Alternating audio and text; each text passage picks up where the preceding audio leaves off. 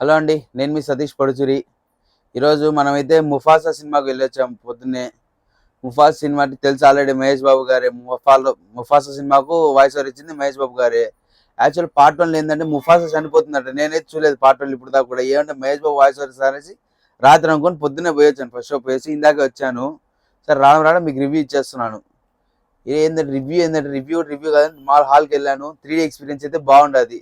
Like నేను part 1 చూడలేదు, నాకు అర్థం సినిమా అయితే బాగా నచ్చింది. ఎందుకంటే మనకు చిన్నపిల్లలకి ఏదైనా కథలు చెప్పాల్సి దీంట్లో మాత్రం బాగుంటుంది. చిన్నపిల్లలకు మనకు సింహాలు ఇలా ఉంటాయి, ఫ్రెండ్షిప్ ఇలా ఉంటుంది, సింహాలు జంతువులు ఇలా ఉంటాయి, ఒక మోటివేషన్.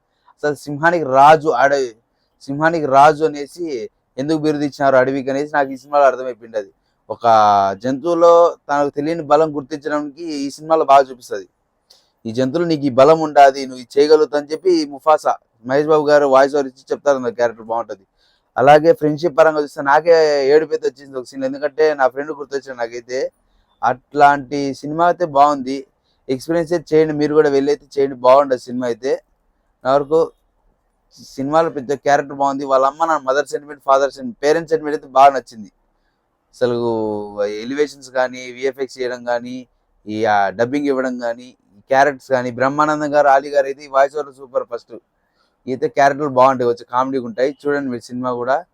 ఇది ఒకవేళ మీరు సినిమా వెళ్ళేటైనా ఎలా ఉందో మీరు కామెంట్ చేసి చెప్పండి, సినిమా బాగుందో బాగలేదనేసి. అలాగే సబ్స్క్రైబ్ చేసుకోండి.